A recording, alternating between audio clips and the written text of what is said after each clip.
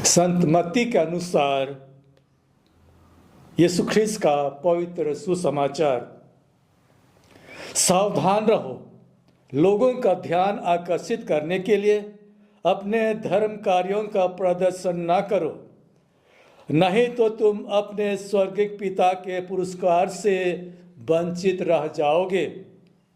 जब तुम दान देते हो तो इसका ढिंढोरा नहीं पिटाओ। ढोंगी सभागृहों और गलियों में ऐसा ही किया करते हैं, जिस लोग उनकी प्रशंसा करें। मैं तुम लोगों से कह देता हूँ, वे अपना पुरस्कार पा चुके हैं। जब तुम दान देते हो तो तुम्हारा बायां हाथ यह न जानने पाए कि तुम्हारा दायां हाथ क्या कर रहा है। तुम्हारा दान गुप्त रहे और तुम्हारा पिता जो सब कुछ देखता है तुम्हें पुरस्कार देगा। ढोंगियों की तरह प्रार्थना नहीं करो। वे सभागृहों और चौकों पर खड़ा होकर प्रार्थना करना पसंद करते हैं, जिससे लोग उन्हें देखें। मैं तुम लोगों से कह देता हूँ, वे अपना पुरस्कार पा चुके हैं। प्रभु का सुसमाचार। ख्रीस्त में प्रिय भाइयों बहनों, आज कलीसिया राख बुध एश वेंसडे शुरू कर रहा है। राख बुध से हम लोग एक आध्यात्मिक यात्रा शुरू करेंगे। 40 दिनों की आध्यात्मिक यात्रा, जिसे हम चालीसा कहते हैं। आइए, चूंकि आज हम राख बुध मना रहे हैं, एश वेंसडे मना रहे हैं, इसलिए थोड़ा राख पर मनन चिंतन करें। ये राख हम लाए हैं, ये राख है। आज ये राख है, कल राख नहीं था। कल ये कोई पौधा था, हरा भरा इसमें था, पेड़ पौधा था, फूल था, लेकिन आज ये राख में बदल गया है। आज राख है, कल कोई पेड़ था, इसमें जीवन था। यही सच्चाई है। आज राख बुध के दिन में कलीसिया चाहती है कि हम अपने जीवन पर मनन करें। राख हमें क्या संदेश देता है? राख हमें यही संदेश देता है कि हमारे जीवन का अंत राख हमारे माथे पर लगाया जाएगा और कहा जाएगा, आए मनुष्य याद कर, तू मिट्टी है और मिट्टी में मिल जाएगा। आए मनुष्य याद कर, तू राख है और राख में मिल जाएगा। प्यारे भाई बहनों, आज ये राख में कोई सुंदरता नहीं है, इस राख में आज कोई जीवन नहीं है। लेकिन जब तक दुनिया में हम में जीवन होता है, हम लोग कैसे जीते हैं? हम लोग, कोई धनी है, कोई गरीब है, कोई सुंदर है, कोई बदसूरत है, इस तरह ऊंच नीच। लेकिन सच्चाई क्या है? सच्चाई है कि राख सबको बराबर कर देता है। कोई कितना धनी हो, कितना गरीब हो, कितना सुंदर हो, सब का सच्चाई है ये राख, अंत है राख। इसलिए राख हमें मनन करने के लिए विवश करता है कि हमारा अंत ये राख। आज दुनिया में हम लोग कितना चलते फिरते हैं, कमाते हैं, कोई बड़ा आदमी, छोटा आदमी, कुर्सी है, डिग्री है, लेकिन ये सब का एक दिन अंत हो जाएगा। जैसे राख बन गया, राख बन गया। आए मनुष्य याद का, तू राख है और राख मिल जाएगा। सत्य है, आज हम मनुष्य हैं, कल हम राख बन जाएंगे। हम लोग गाना भी गाते हैं, मिट्टी की यह काया तेरी मिट्टी में मिल जाएगा। ये काया वास्तव में क्या है? मिट्टी है। आज जीवन है, आज इसमें सुंदरता है, हम कपड़ा पहने, मलमल का कपड़ा, लेकिन सच्चाई है कि एक दिन ये मिट्टी में मिल जाएगा। तो ये राख है। इसलिए कलीसिया आज राख बुध मनाती है। ये एक प्रकार से चेतावनी देने के लिए कि मनुष्य दुनिया में तुम कैसा जीते हो, लेकिन याद रखो वास्तविकता क्या है? तुम राख हो, तुम मिट्टी हो। एक दिन मिट्टी में जाना पड़ेगा, राख में बदल जाना पड़ेगा। इसलिए इस दुनिया में हम लोग ऐसा जीवन जिए, धार्मिकता का जीवन जिए, ईश्वर जीवन जिए। भाइयों बहनों, ये राख का एक अर्थ है। आइए अब राख का हम दूसरा अर्थ समझें। राख का दूसरा अर्थ क्या है? जिस प्रकार राख से एक चिंगारी निकलती है, जिस प्रकार मिट्टी में हम लोग बीज डालते हैं लेकिन बीज से एक नया जीवन फूटता है, इसलिए राख का एक प्रकार से हम लोग एक नकारात्मक सोच रहे हैं जीवन अंत, लेकिन उसी राख से चिंगारी निकलती है, उसे मिट्टी से जैसे बीज डालते हैं वहाँ से जीवन प्रस्फुटित होता है। इसलिए ये आज हमारे माथे पर राख लगाया जा रहा है, इसका अर्थ ये नहीं है कि हम हमेशा राख में रह जाएंगे, हमेशा हमें मिट्टी में मिल जाएगी, नहीं, एक दिन हम उसी मिट्टी से जी उठेंगे, ये राख का अर्थ है। भाइयों बहनों, आज चूंकि आज हम लोग जीवन यात्रा शुरू करें, लंबी यात्रा 40 दिनों, इसलिए थोड़ा हम लोग चालीसा पर मनन करें। ये चालीसा का क्या है?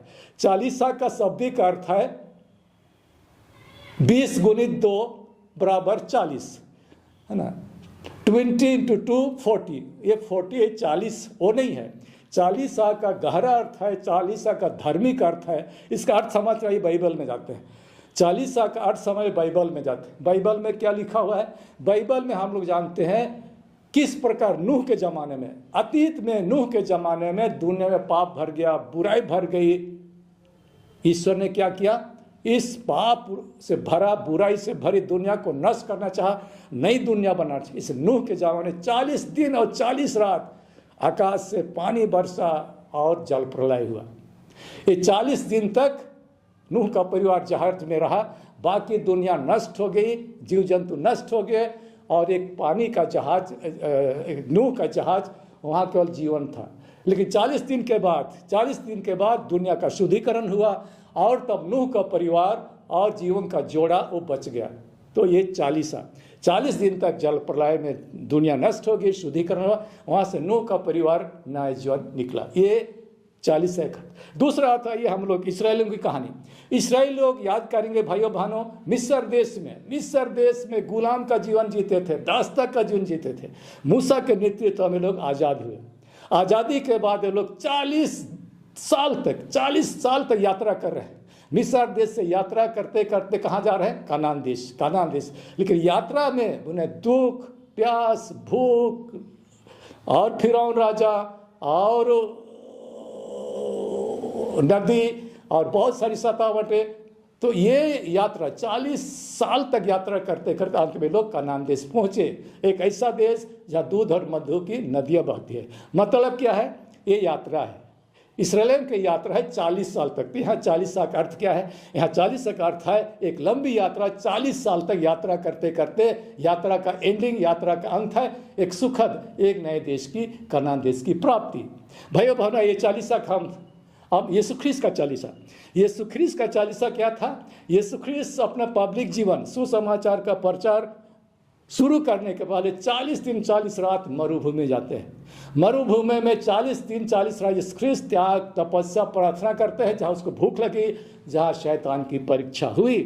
लेकिन 40 दिन और 40 रात उपवास विनती करने के बाद यीशु ख्रीस्त आप पब्लिक जीवन, सुसमाचार का प्रचार का जीवन शुरू करते हैं। तो भाइयों बहनों, इसी तर्ज पर, इसी अर्थ में कलीसिया हमारे लिए हर एक साल 40 रखती है। तो हमारा 40 क्या है?